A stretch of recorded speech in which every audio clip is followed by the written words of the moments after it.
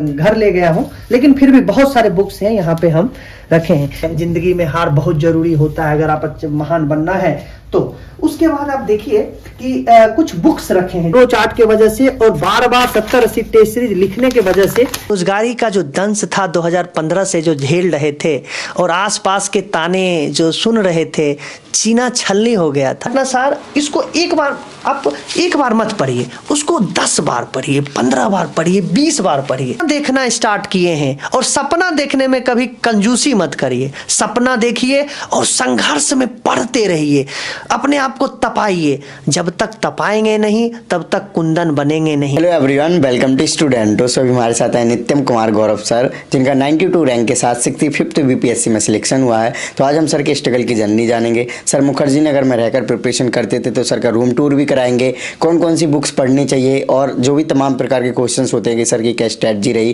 क्या time table follow किया, क्या मोटिवेशन रहा, इस वीडियो में कवर करेंगे। तो अभी तक आपने चैनल को सब्सक्राइब नहीं किया, चैनल को सब्सक्राइब कर लीजिए, इस वीडियो को लाइक करें एंड आपके जो भी क्वेरीज होते हैं आप हमें इंस्टाग्राम और फेसबुक पर मैसेज कर सकते हैं।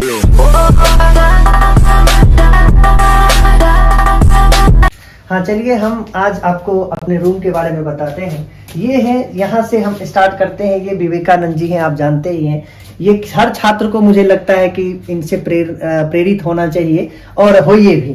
और उसके बाद आप देखेंगे यहाँ के बाद ये हमारा बुक सेल्फ है। इसमें जितने भी महत्वपूर्ण बुक्स हैं, हालांकि मैंने बहुत बुक्स घर ले गया हूँ, लेकिन फिर भी बहुत सारे बुक्स हैं यहाँ पे हम रखे हैं। नीचे आप देखेंगे कि इसमें टेस्ट सीरीज है। जितने भी टेस्ट सीरीज हमने बीपीएससी 65th में मैंने लिखा है, ये सारे टेस्ट सीरीज हमने लगभग 70-80 टेस्ट सीरीज मेंस और जीएस के लिए हमने लिखा है। अब यहाँ पे आएंगे, ये हमारे आराध्य देव हैं और माता देवी हैं, जिनको हम आराधना करते हैं, पूजा करते हैं और यहाँ से दिन स्टार्ट करते हैं और इनसे आशीर्वाद लेते हैं और अपने आप को मोटिवेट करते हैं। उसके बाद एक हमारा ये बुक सेल्फ है, जिसमें भी बीपीएससी से संबंधित जितने भी बुक्स हैं, यूपीएससी संबंधित सारे हम यहाँ पे रखे हैं।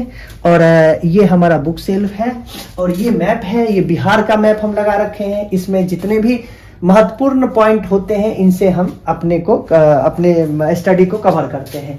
उसके बाद यहाँ पे देखेंगे कुछ नॉवेल्स हैं जो पढ़ना चाहिए हर एक छात्र को। अपने आप को रिप्रेजेंट करने में बेहतर होता है, मोटिवेट करने में आसानी होती है। और ये बहुत सारे स्टिक्स हम लगा रखे हैं, यहाँ पे चिपका रखे हैं। ये क्या होता है, जब आप डिमोटिवेट होते हैं तो आप इनसे कुछ प्रेरित हो सकते हैं। शिक्षा का उद्देश्य क्या है, सेल्फ डिसिप्लिन किसको कहते हैं। उसके बाद हारना क्यों जरूरी है, जिंदगी में हार बहुत जरूरी होता है अगर आप महान बनना है तो। उसके बाद आप देखिए कि कुछ बुक्स रखे हैं। जैसे बहुत सारे छात्र का आता है कि आप कौन कौन सा बुक्स पढ़ते हैं, तो हम आपको बताएंगे कि हिस्ट्री का, ये मान लीजिए हम कुछ आपको शॉर्ट में बताते हैं। हिस्ट्री में ये देखिए, आधुनिक हिस्ट्री है, आधुनिक इतिहास है। इसमें देखेंगे एक चीज को बार बार पढ़िए। लगभग हम इसको 10 बार 20 बार पढ़ चुके हैं। आप एक चीज को बार बार पढ़िए, जितना पढ़ेंगे उस आपके लिए उतना फायदेमंद होगा। इसको बार बार पढ़िए। और इसी में प्राचीन आता है, मध्यकालीन आता है, घटनासार का, उसको लीजिए। और बीपीएससी प्रीलिम्स के लिए ये रामबाण है, इतिहास के लिए। उसके बाद देखिए इसी का घटनासार का भी एक करंट आता है, इसको लीजिए, इसको जरूर पढ़िए। त्रैमासिक आता है, वार्षिक आता है, इसको पढ़िए। और सबसे महत्वपूर्ण हम मेंस में देखते हैं, तो मेंस में होता है आंसर राइटिंग। आपको कुछ नहीं करना है, टेस्ट सीरीज ज्वाइन नहीं करना है, अगर कर सकते हैं तो करिए। खुद से लिखिए, प्रीवियस ईयर का ले आइए, खुद से लिखिए। जैसे हमने आपको बताया 70-80 टेस्ट सीरीज लिखे। यहाँ पे कुछ हम आपको दिखाना चाहते हैं कि ये देखिए, ये टेस्ट सीरीज है, हमने खुद लिखा है। और ये देखिए कि टेस्ट सीरीज में फ्लो चार्ट होना कितना जरूरी है। आपका हिंदी मीडियम में मेरा 92 रैंक आया है, आप कह सकते हैं कि बहुत ही सम्मानजनक रैंक है। और इसी के वजह से, ये फ्लो चार्ट के वजह से और बार बार 70-80 टेस्ट सीरीज लिखने के वजह से ये हमें आया है। बहुत पुराना हो गया है तो थोड़ा सा इसमें। उसके बाद देखिए ये हमारा ऑप्शनल का टेस्ट सीरीज, आपको एक टेस्ट सीरीज आपको दिखाते हैं कि कैसे हम लिखते हैं। ये देखिए, आपका राइटिंग भी अच्छा होना चाहिए, शुद्ध होना चाहिए और पूरा डायग्राम के साथ, हर चीज में डायग्राम होना चाहिए। ये आपकी अभिव्यक्ति को दिखाएगा और बहुत ही प्रभावशाली होगा। कहते हैं ना कि जितना भी अच्छा डायग्राम होगा उतना आप अच्छे तरीके से उसको रिप्रेजेंट कर पाएंगे। और दूसरा देखेंगे कि हर चीज का नोट्स बनाने की कोशिश करिए। जैसे मेरा देखेंगे कि हम हर चीज को नोट्स में उसको बना रखे हैं, जो आपको प्रीलिम्स के लिए, मेंस के लिए बहुत ही आपके लिए वो काम आएगा। लास्ट टाइम में आप उसको रिप्रेजेंट करने में आसानी। अब अगर आप हिंदू देखेंगे, हिंदू का भी नोट्स बना सकते हैं, आपको मेंस में बहुत ही फायदेमंद होगा। हर एक टॉपिक का नोट्स बनाए, जैसे ऑपरेशन ग्रीन को कैसे प्रभावकारी बनाया जाए, इसमें हमने जितने भी हिंदू न्यूज़पेपर है, इंडियन एक्सप्रेस, सबको मैंने एक जगह कंपाइल किया। इसी प्रकार वर्तमान में भारत की एनीमिक विकास दर क्या है, कैसे है, जितना भी जीडीपी ग्रोथ जो भी है सबको एक जगह रिप्रेजेंट करके आप यहाँ पे रख सकते हैं।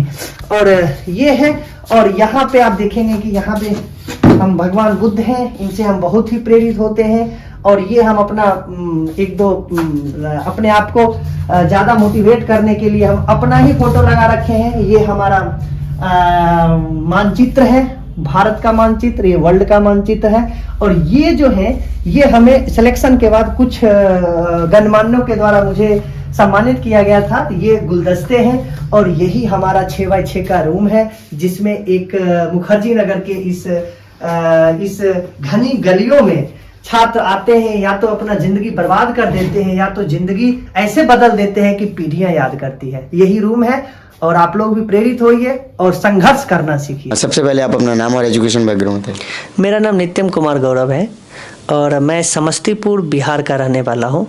और मैंने बीए बीएससी किया है फिजिक्स केमिस्ट्री मैथ्स, और एमए में किया हूँ पॉलिटिकल साइंस से। वर्तमान में मैं दिल्ली विश्वविद्यालय से एलएलबी कर रहा हूँ। मैं द्वितीय वर्ष का छात्र हूँ और अभी आप जानते ही हैं कि 65th बीपीएससी में 92 रैंक मुझे मिली है और जिला शिक्षा पदाधिकारी डिस्ट्रिक्ट एजुकेशन ऑफिसर के रूप में हम चयन किए गए हैं। ओके, सो कब आपको मोटिवेशन मिला कि आपको सिविल सर्विसेज की तैयारी करनी चाहिए? मोटिवेशन का देखें तो वो बचपन से ही मिला है, क्योंकि पिताजी का ये मानना था कि आप 10,000 20,000 की नौकरी मत करो। अगर आपको नौकरी करना है तो शिक्षा अगर सम्मान से जुड़ जाए, ये सम्मान समाज में हम लोग मिडिल क्लास के छात्र हैं तो सम्मान का मतलब तो बहुत कुछ होता है, लेकिन हमारे लिए था कि एक ब्यूरोक्रेट अगर बन जाए, अगर एक लोक सेवक बन जाए, लोक सेवक बन के समाज के लिए हम कुछ कर सकें। इसके लिए मेरे पास एक ही ऑप्शन था, उनका भी यही मानना था कि अगर आप सिविल सेवक बनते हो, चाहे कोई भी सिविल सेवक में कोई भी पोस्ट हो, अगर जनता के लिए कुछ कर पाते हो तो यही शिक्षा और यही हमारा सम्मान होगा। तो बचपन से ही हम सोच रहे थे कि हम सिविल सेवक बनेंगे और इसके लिए मेरे पास अपॉर्चुनिटी नहीं था, लेकिन जब जैसे जैसे हम ग्रो अप होते गए वैसे वैसे हमने अपने आप को उस रूप में ढाला और उसी का आज नतीजा हुआ कि हम यहाँ पे आज आपके सामने हैं। ओके, सो जब आपने देखा कि आपका रिजल्ट आया और आपका सिलेक्शन हो गया तो उस टाइम क्या रिएक्शन था? उस समय तो मुझे लगा कि कहते हैं ना कि जिंदा मोक्ष मिलना बहुत ही दुनिया में टफ है, लेकिन उस समय ऐसा लगता है क्योंकि बेरोजगारी का जो दंश था 2015 से जो झेल रहे थे और आसपास के ताने जो सुन रहे थे, सीना छलनी हो गया था। लेकिन जब ऐसा सुने तो बाग बाग हो गए और इतना अभिभूत हो गए और ईश्वर को धन्यवाद दिए कि हे ईश्वर, हमारे जैसे पवित्र अगर कोई ध्येय के साथ अगर कोई काम कर रहा है, स्ट्रगल कर रहा है, तो उन पे हमारे जैसे ही कृपा बना के रखी। हम बहुत ही खुश हुए। ओके, सो जर्नी के बारे में बताइए कि आपने कौन से एग्ज़ाम कब दिया, उसका क्या रिजल्ट रहा, क्योंकि ये आपका 3rd अटेम्प्ट था। जी, अगर यहाँ पे देखें तो 2015 में हम यहाँ पे आए। सबसे पहले हमारा जोश था कि होता है ना, स्टार्टिंग में आते हैं जोश हो तो फर्स्ट अटेम्प्ट में यूपीएससी क्रैक करेंगे। हम भी उसी छात्र में थे और हिंदी मीडियम के थे। हालांकि अभी देखेंगे तो 200 में एक भी छात्र हिंदी मीडियम का नहीं दिख रहा है, लेकिन फिर भी स्टार्टिंग का जोश होता है। 2015 में आए, कोचिंग किए और कोई बताने वाला नहीं था। सबसे बड़ी समस्या उस समय का था ना, अभी डिजिटल क्रांति का दौर है। आप लोगों के माध्यम से दूर दूर तक के जितने भी छात्र हैं वो समझते हैं कि यूपीएससी है क्या, लोक सेवक है क्या, यूपीएससी में क्या पढ़ना है। उस समय कोई भी ऐसा नहीं था और पूछते थे तो बोलते थे तुमसे हो पाएगा, तुमसे नहीं होगा, तुम कर ही नहीं पाओगे, तुम रेलवे करो। तो अपनी महत्वाकांक्षा को दबाए रख करके हमने यहाँ पे आया। यहाँ पे कंटिन्यू हम यूपीएससी का अटेम्प्ट दिए, नहीं हो पाया, फाइनल सिलेक्शन नहीं हो पाया। उसके बाद एक फैमिली का प्रेशर था और एक मिडिल क्लास के छात्र हैं तो एक प्रकार का मनोवैज्ञानिक दबाव भी होता है कि जल्दी अपने पैर पे खड़ा हो जाए। उसके बाद बीपीएससी दिए। बीपीएससी में पिछले बार 64th में देखेंगे कि 1 मार्क्स से हम फेल हो गए थे, मेंस नहीं हो पाया था। और उसके बाद 65th में कंटिन्यू अपनी गलतियों को बहुत सारे छात्र हमें बोले, दोस्त बोले कि आयोग में धांधली होता है, ये होता है, लेकिन हमने उस नेगेटिविटी पे हमने काम नहीं किया, हमने पॉजिटिविटी, मतलब हमने क्या गलती किया अपने एग्जाम में, क्योंकि एक तो हिंदी मीडियम के हैं, जो भी माहौल है मैं समझता हूँ कि हिंदी मीडियम के साथ थोड़ा सा गलत बर्ताव किया जाता है, लेकिन फिर भी हमने उसको अपने आप को शार्प किया। शार्प करते जैसे कि हम आपको दिखाए कि लगभग 70-80 टेस्ट सीरीज हमने लिखा है, लिखते लिखते 6 घंटा 7 घंटा 8 घंटा कंटिन्यू लिखे, उसके बाद 92 रैंक मिला है, जो मैं बहुत ही खुश हूँ। और यही मेरा जर्नी है और मैं कोशिश करूँगा अभी कि अगर यही जोश कंटिन्यू रहा, मेंटेन रहा, फ्यूचर में कुछ कह नहीं सकते हैं, लेकिन लगे हुए हैं कि यूपीएससी में भी हम अपने आप को बेहतर तरीके से रिप्रेजेंट कर पाए। Right, okay. सो अपनी स्ट्रेटजी के बारे में बताइए कि आप क्या स्ट्रेटजी बनाते हो पढ़ने के लिए। जी देखिए, स्ट्रेटजी में क्या होता है ना कि स्टार्टिंग में हमें कुछ समझ में नहीं आता है, तो वो सबके साथ होता है। जैसे हम लोग पढ़ते थे लाइब्रेरी में, तो आप देखेंगे कि कोई भी बच्चा यहाँ जितना जो भी बच्चा आता है, खाना पीना सब कुछ छोड़ के इस आप रूम जो दिखाए आपको, ये 6x6 रूम में अपने आप को गला देता है, बर्बाद कर देता है। लेकिन पढ़ने के क्षेत्र में देखेंगे तो वो 15 घंटा 16 घंटा लाइब्रेरी में पढ़ता है, या बहुत लोग रूम में भी पढ़ते हैं 15-16 घंटा, लेकिन उसको डायरेक्शन लेस होता है। उसी रूप में हम भी डायरेक्शन लेस थे, मतलब कहते हैं ना आंख बंद करके रोड पे दौड़ना। तो उसमें क्या होता है, आप गिरते हैं क्योंकि आपको पता, क्योंकि कोई धरोहर नहीं है ना, हमारे दादा पिताजी या कोई भी सिविल सेवा में है नहीं, और हमें कोई ऐसा कोई है भी नहीं जिससे हम गाइडेंस ले सके। तो स्ट्रेटजी ये होता है कि पहले अगर गाइडेंस नहीं मिलता है, हालांकि आप लोगों के माध्यम से तो बहुत लोगों को अभी पता हो रहा है कि क्या पढ़ना है नहीं पढ़ना है, लेकिन हम अपना बता रहे हैं। स्टार्टिंग में कोई गाइडेंस नहीं था, 15-16 घंटा हमने पढ़ा, लेकिन कंटिन्यू फेल किया। दुख की बात यह है 15-16 घंटा पढ़ने के बावजूद भी फेल किया। जब हम फेल किए ना, तब समझ में आया कि क्या पढ़ना है क्या छोड़ना है। उसके बाद आप अगर 10-12 घंटा कंटिन्यू पढ़ते हैं, जैसे हम यूपीएससी तो क्रैक नहीं कर पाए, तो उसके बारे में बोलना छोटी मुँह बड़ी बात होगी। हम पीसीएस के बारे में बताते हैं। पीसीएस में देखिए, पीटी में आप जैसे घटनासार, जैसे हम आपको दिखाए कि ये घटनासार है, ये घटनासार, इसको आप एक बार मत पढ़िए, उसको 10 बार पढ़िए, 15 बार पढ़िए, 20 बार पढ़िए। एक चीज को कंटिन्यू पढ़ते रहिए। अगर आप कंटिन्यू पढ़ेंगे ना, तो हम पढ़ने का मतलब ये नहीं है ना कि हम कितना पढ़ लिए हैं। पढ़ने का मतलब हमारा लक्ष्य होता है कि हम एग्जाम को क्रैक करें। 150 क्वेश्चन है, आपके साथ कितना समस्या है, आपके पास कोई धरोहर नहीं है, बताने वाला नहीं है, पैसा नहीं है, वहाँ फर्क नहीं पड़ता है। फर्क ये पड़ता है कि आप 150 क्वेश्चन में जो कट ऑफ है 108 नंबर 10 नंबर, उसको क्रॉस करते हैं या नहीं करते हैं। तो एग्जाम ओरिएंटेड पढ़िए, प्रीवियस ईयर क्वेश्चन लीजिए, प्रीवियस ईयर क्वेश्चन को कंटिन्यू देखिए, क्योंकि आपको बताने वाला कोई नहीं है, ये ध्यान रखिए। और हम भी बता रहे हैं ना, तो आपको ऐसा नहीं होना चाहिए कि हम सीख गए। जब तक गलती करेंगे नहीं सीखेंगे नहीं, लेकिन कोई नहीं, आप कंटिन्यू करिए। और हम भी ऐसे ही किए। मेंस में एक बार जब पीटी हो गया तो मुझे लगा कि मेंस तो इतना आसान है, क्योंकि मेरा ऑप्शनल देखेंगे तो मैथिली साहित्य है। तो मेंस में हम फेल हो गए, ऑप्शनल की वजह से फेल हो गए, क्योंकि कभी कभार ओवर कॉन्फिडेंट नहीं होना चाहिए। जैसे हम बताएं कि 64th में हमने लगभग 10-15 टेस्ट सीरीज ही मैंने लिखा था, लेकिन जब हम फेल हुए तब मुझे पता चला कि हम फेल क्यों हुए। अब हम नेगेटिविटी को छोड़ते हुए अपनी कमियां को हमने पहचाना और कंटिन्यू राइटिंग किया, फ्लो चार्ट के माध्यम से राइटिंग किया। उसका परिणाम ये हुआ कि टॉप 100 में हम आए हैं। हिंदी मीडियम में टॉप 100 में आना मैं समझता हूं मेरे लिए सम्मानजनक है। और आप मैथिली साहित्य में देखेंगे तो मैथिली साहित्य में भी 184 मार्क्स लाए हैं। मैथिली साहित्य का सबसे ज्यादा मार्क्स हमने इस बार हम यहाँ पे लाए हैं। इंटरव्यू में देखेंगे तो इंटरव्यू में क्या होता है कि इंटरव्यू में भी कोई गाइड करने वाला नहीं होता है, लेकिन आपका जो संघर्ष है ना, अगर संघर्ष कंटिन्यू करते रहेंगे और अपनी सच्चाई को वहाँ रिप्रेजेंट करेंगे, बोलने के लिए आप कोशिश करिए। बोलने में एक बात याद आ जाती है, क्योंकि हम स्टार्ट किए थे संस्कार सिविल सर्विस नाम से एक चैनल, उसने हमारी अभिव्यक्ति को और ज़्यादा शार्प किया। तो अगर आप रिप्रेजेंट कॉन्फिडेंटली करते हैं तो ये आपकी सफलता में एक अहम कारक होगा। तो ये हमारा स्ट्रेटजी रहा। 10 घंटा 12 घंटा कंटिन्यू पढ़ते हैं। और हमारा, हालांकि हम कर नहीं पाए, लेकिन एक सुझाव है कि आप लोग जरूर करिए कि संडे को मस्ती जरूर करिए, जितना कर सकते हैं। एक दिन, सप्ताह में एक दिन, और पढ़िए 10-12 घंटा जरूर। जी बिल्कुल। ओके, सो बात की जाए जैसे करंट अफेयर्स है तो उसको कैसे करते थे आप? देखिए, करंट अफेयर में एक पीटी होता है, एक मेंस होता है। करंट अफेयर में अगर कोई भी छात्र पीसीएस का, क्योंकि यूपीएससी हम क्वालिफाई नहीं किए हैं तो नहीं कह सकते हैं, पीसीएस के लिए अगर देखा जाए तो मेंस के लिए द हिंदू मैक्सिमम लोग पढ़ते हैं। हालांकि हिंदी मीडियम में कोई कंटेंट नहीं है तो राष्ट्रीय संस्करण दैनिक जागरण पढ़ते हैं, लेकिन मैं समझता हूं हम भी कंटिन्यू 3 साल उसको फॉलो किए हैं, 4 साल फॉलो किए हैं, अभी भी करते हैं। लेकिन एग्जाम के लिए वो आपके एग्जाम के लिए उपयुक्त नहीं है।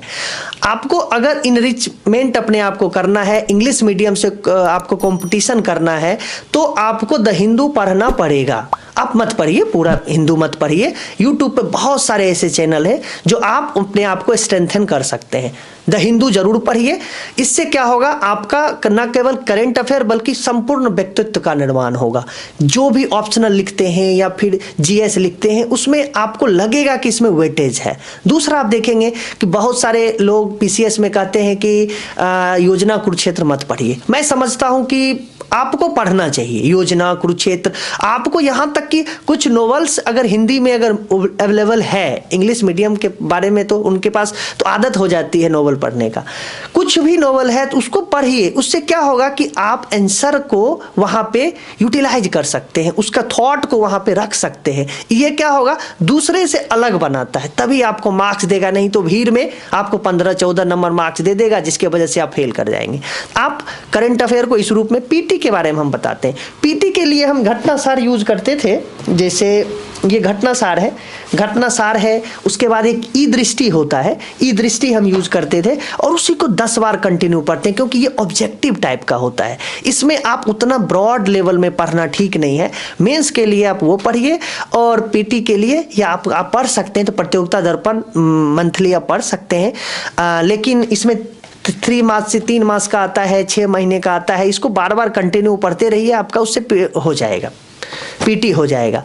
और हिंदू पढ़ रहे हैं उससे मेंस और इंटरव्यू दोनों हो जाएगा जी। ओके, सो जैसे कि आपने 3 टाइम अटेम्प्ट दिए हैं तो क्या आपको लगी कमियां कि ये कमियां हो रही थी बार बार, जैसे कि आपने कुछ बताया भी है उसके बारे में?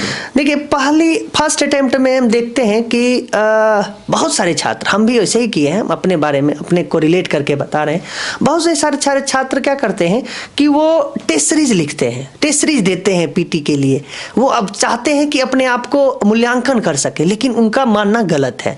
क्योंकि आप मार्केट में कह सकते हैं तथाकथित मार्केट में क्या है ना, ये आपको मूल्यांकन करने के लिए मार्केट नहीं है। ये बाजारवादी संस्कृति वो कैसे चाहता है कि आप उसके ट्रैप में फंसिए। वो उनके पास टीम भी नहीं होता है कि पीटी का क्या स्टैंडर्ड है। अब हम क्या करते हैं, उसके वजह से उसमें फंस जाते हैं। 10 टेस्ट सीरीज 20 टेस्ट, हमने भी, नाम तो नहीं लेंगे किसी कोचिंग इंस्टीट्यूट का, लेकिन फिर भी हमने, जब हम फर्स्ट टाइम दिए थे बीपीएससी का, उसमें हमने लगभग 10-15 टेस्ट सीरीज रट मारे थे, जो हमारा स्ट्रेटजी बिल्कुल गलत था। आप उसको मत पढ़िए। आपको पढ़ना है तो प्रीवियस ईयर क्वेश्चन को 50 बार पढ़िए, रट लीजिए। घटना चक्र है आपका, घटना चक्र को रट लीजिए, तो आपका क्या होगा, आपको पता चल जाएगा क्या पढ़ना है, नहीं पढ़ना है। अगर ये पढ़ेंगे ना तो आपको पता चलेगा। आप अगर लुसेंट ही पढ़ रहे हैं या कुछ भी पढ़ रहे हैं या घटनासार हम आपको बताए ये पढ़ रहे हैं, तो आपको पता चलेगा इसको लेना है, इसको छोड़ देना है। तो सबसे पहले पीटी के लिए ये था। और हमारा इस टेस्ट सीरीज के वजह से हमने व्यक्तिगत रूप से मैं ये स्वीकारता हूं कि मैंने फेल किया प्रीलिम्स का, यूपीएससी का नहीं, बीपीएससी के बारे में। यूपीएससी के लिए तो बहुत जरूरी है, जो मैं अभी फॉलो भी करता हूं। लेकिन पीसीएस में क्या हो ना, कोई टीम है ही नहीं। पूरा मार्केट में देख लीजिए, बिल्कुल स्टैंडर्ड नहीं है।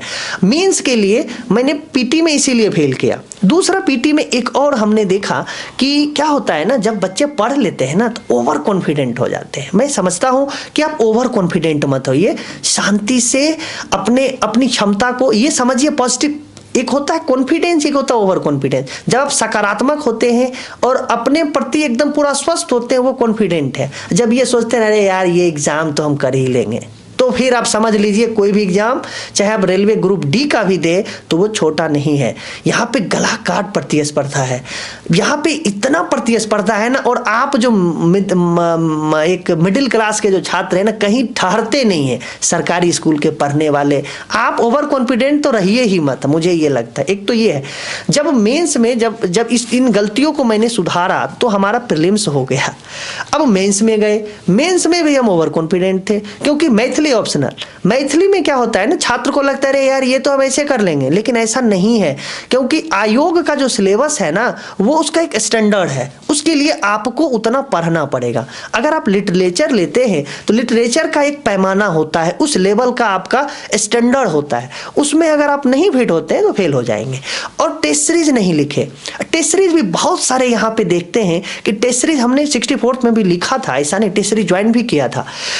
और उस टेस्ट सीरीज के वजह से क्या मूल्यांकन हमारा नहीं हो पाया। मूल्यांकन में क्या है कि 200 मार्क्स मिलते थे, लेकिन देखेंगे कि हम मैक्सिमम मार्क्स 150 आते हैं।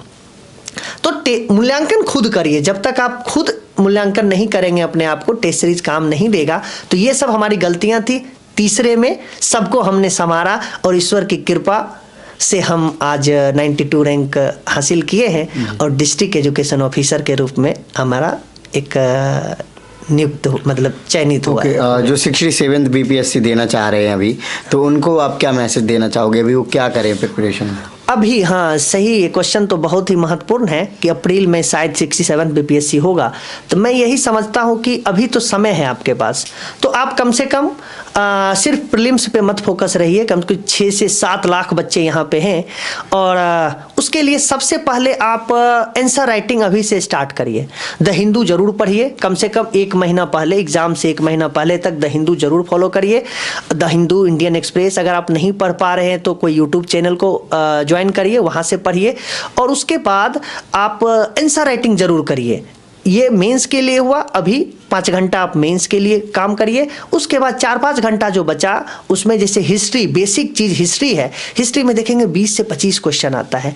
जनरल साइंस है, उसमें देखेंगे 25 क्वेश्चन आता है। तो जो मतलब मोस्ट इम्पोर्टेंट वेटेज ज्यादा है उस पर ज्यादा फोकस करिए और उसको बार बार पढ़िए। प्रीवियस ईयर क्वेश्चन लीजिए और एक ही चीज को बार बार पढ़िए। आप देखेंगे ना कि अगर लुसेंट भी अच्छे से पढ़ लिया जाए, मतलब एक स्टैंडर्ड तरीके से,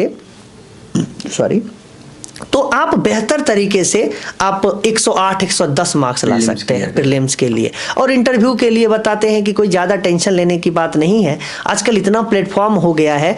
लेकिन फिर भी अपने आप को स्ट्रेंथन करिए। ये सब द हिंदू और मेंस पे पूरा स्ट्रेंथन होगा ना, तो आपको थोड़ा सा दिशा मिलेगा, उस दिशा के माध्यम से आप अपने आप को रिप्रेजेंट कर सकते हैं। ऐसा कोई विशेष बात नहीं है। तो अभी पीटी के लिए लगे रहिए और मेंस दोनों पैरेलल रूप से आगे बढ़ाइए। और कोई एक करंट अफेयर लीजिए, कोई भी जो आपको अच्छा लग रहा है, ये नहीं जो हम घटनासार बोल रहे हैं तो घटनासार ही लीजिए, लेकिन कोई भी करंट अफेयर लीजिए और जो जिसमें ज़्यादा वेटेज है उसको कंटिन्यू पढ़ते 2-3 घंटा, 5 घंटा ये पढ़िए, 5 घंटा मेंस पढ़िए और 1-2 घंटा आप द हिंदू ये सब पढ़िए, आपका हो जाएगा, डरने की बात नहीं है। ओके, सो सर जैसे आंसर राइटिंग आप जब करते हो तो नोट्स बनाने का कैसे ट्राई करते हो? नोट्स में क्या होता है कि देखिए आंसर राइटिंग में बहुत लोग बोलते हैं जैसे कि बुलेट पॉइंट में लिखिए, नोट्स बनाइए। मैं नहीं मानता हूँ, क्योंकि देखिए कि जब तक आपके अंदर कंटेंट नहीं होगा तब तक वहाँ रिप्रेजेंट नहीं कर पाएंगे। बुलेट पॉइंट में वो रिप्रेजेंट कर सकते हैं जैसे कोई इंजीनियरिंग बैकग्राउंड होता है, या फिर अच्छे यूनिवर्सिटी से पढ़े होते हैं, उनमें एक बैकग्राउंड होता है पहले से, क्योंकि वो क्या करते हैं, बस वो इंडिकेशन उनको मिलता है, वो रिप्रेजेंट कर देते हैं। हमारे अंदर क्या होता है, जो हम लोग जो हैं, जो मतलब सरकारी स्कूल से पढ़े हैं या जिनका बैकग्राउंड कोई इस टाइप का नहीं है, उनके अंदर कंटेंट भी नहीं होता है। लिखने के लिए आपको शब्द चाहिए, उसके लिए देखिए बुलेट पॉइंट भी लिखिए और कुछ जो इफेक्टिव सेंटेंस है जो आंसर को ज्यादा इंप्रेसिव बनाएगा उसको आप लिखिए और उसको कलम पे उतार उतारने की कोशिश करिए। अर्थात आप ये कह सकते हैं कि अगर हम पॉलिटी का कुछ चीज़ लिखते हैं, जैसे एक शब्द होता है संवैधानिक नैतिकता, अगर हम ये सिर्फ बोलते हैं और बार बार लिखते हैं ना, तो वो पॉइंट वहाँ पे आएगा तो एग्जामिनर होगा ये नया पॉइंट है, ये सारे छात्र यूज नहीं करेंगे। तो जैसे सहकारी संघवाद, प्रतिस्पर्धी संघवाद, तो ये क्या करता है, उनको लगता है कि दूसरे से अलग बनाता है। तो ये सब आप स्ट्रेटजी अगर आप अपनाएंगे तो बहुत ही इंप्रेसिव आपका आंसर होगा। थोड़ा फ्लो चार्ट बनाइए, ये सब करके आपका मतलब अच्छा, मतलब एक टॉप 100 या टॉप 50 में आप आ सकते हैं, कोई विशेष बात नहीं है। ओके, सो दिल्ली के आप मुखर्जी नगर में रहकर प्रिपरेशन करते रहे, तो कितना हेल्पफुल रहा यहाँ का एनवायरनमेंट, या फिर बिहार पीसीएस के लिए पटना बेस्ट रहेगा? देखिए, आजकल क्या है, डिजिटल क्रांति का ये युग है और इसके माध्यम से क्या होता है, जैसे आप लोग का जो चैनल है या इस टाइप के जितने भी चैनल प्लेटफॉर्म है, वो क्या करता है ना कि दूर दराज तक ये बताता है कि क्या पढ़ना है नहीं पढ़ना है, गाइडेंस प्रॉपर दे देता है।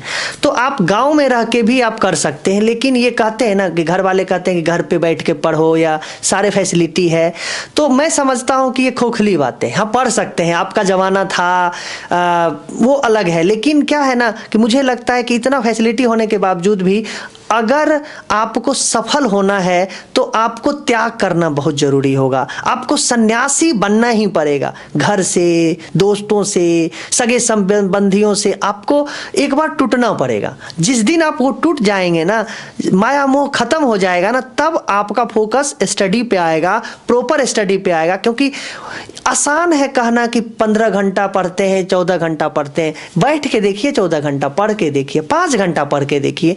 फोकस करके पढ़ना बहुत ही टफ है। ये 14-15 घंटा तभी पढ़ पाएंगे जब ये बंधनों से मुक्ति आपको मिलेगी। सबको छोड़ दीजिए, कोई फर्क नहीं पड़ता है। तो मुझे लगता है कि अगर आप दिल्ली में रहते हैं वो भी ठीक है, और पीसीएस के लिए तो पटना में भी रह सकते हैं, दिल्ली में पढ़ सकते हैं, कहीं भी पढ़ सकते हैं, कोई दिक्कत नहीं। लेकिन मैं समझता हूँ कि जो मैं फेस कर रहा हूँ उसको अकॉर्डिंग अगर देखा जाए तो घर पे रह के पढ़ना ठीक नहीं है, क्योंकि बहुत सारी समस्याएं आती है, आसपास के लोग, आसपास के दोस्त, और समाज में, मिडिल क्लास के समाज में इतनी समस्याएं होती है कि आप फोकस ही नहीं कर पाएंगे। और यहाँ पे ये है कि आपको फोकस करना ही पड़ेगा, नहीं तो आपको सरपास करके कोई दूसरा आएगा। आप पढ़ते पीटी में देते रह जाइए, फाइनल होगा ही नहीं, या अच्छा रैंक नहीं आएगा। तो कहीं भी रह के पढ़ सकते हैं, लेकिन थोड़ा ये सब ध्यान रखना जरूरी है। ओके, सो लास्ट में कोई मैसेज सर नए स्टूडेंट्स के लिए? नए स्टूडेंट के लिए यही मैसेज है कि देखिए, पढ़ना पड़ेगा और फेल होने से डरिए मत। क्योंकि जितना लोग भी महान बने हैं ना, वो एक बार हारे जरूर हैं।